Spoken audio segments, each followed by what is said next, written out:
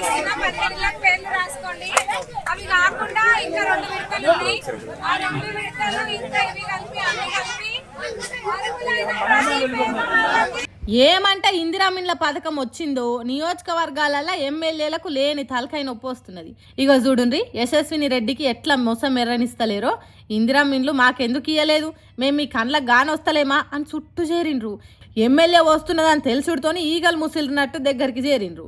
ఇగో గీ అక్క ఏమంటుందో ఇనుండ్రి.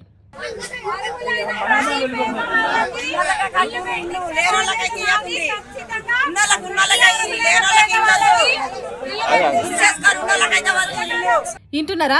ఇండ్లు ఉన్నోళ్ళకే ఇండ్లు, భూములు జాగలు ఉన్నోళ్ళకే ఇండ్లు, ఉన్నోనికే ఇంకింత పెడుతున్నారు. గరీబోడు మాత్రం దిక్కులు చూసేటట్టు చేస్తున్నారు. ఇంత ఘోరం ఉంటుందా? ఇదైనా న్యాయం అనుకుంటా ఎమ్మెల్యే కార్ల కాడికి చేరుతున్నారు. ఊర్లు అన్నప్పుడు సగానికి ఎక్కువ మందికి ఉండి లేనట్టు ఉండే ఇండ్లు ఉంటాయి కాబట్టి మాకు ఇల్లు వస్తే మంచిగా ఉండని తనలాడతారు. అందుకే ఇంత కోపానికి వస్తున్నారు. కానీ ఊర్ల పొంటి ముందుగాల కాంగ్రెస్ పార్టీ కార్యకర్తలు ఇచ్చినాకనే కడమలకు అన్నట్టు చేస్తున్నారట.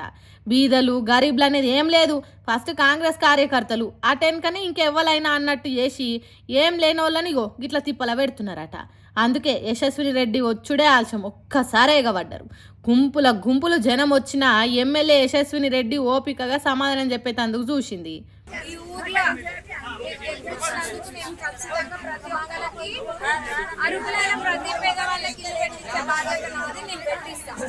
మొదగాలు వచ్చిన వాళ్ళనే చూసి ఊకే అనుకోవద్దు. మీకు వస్తే వాళ్ళనుకుంటే వాళ్ళకి వస్తే అందరూ ఒక్కటే, మాకు అందరు సమానమే.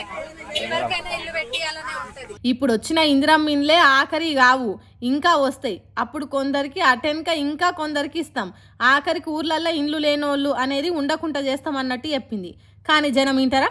వాళ్ళో మాట వీళ్ళో మాట మాట్లాడి ఊకిరి బిక్కిరి చేసిండ్రు. పాపం ఎమ్మెల్యే యశస్విని రెడ్డి కూడా చెప్పే కాడికి చెప్పి వెళ్ళిపోయిందట. చూడుండ్రు ఎట్లున్నదో ఊర్లో పొంటి ఇందిరామిన్ల పథకం ముచ్చట. ఇప్పుడు జరిగినట్టే ముందు జరిగితే బీదలకు ఇండ్లు వచ్చుడు కష్టమేని అంటుర్రు ఊర్లో పొంటి రాజకీయాలు చూస్తున్న జనాలు. మరి సర్కారు ఎసొంటి ఆలోచన చేస్తుందో ఏం పాడు.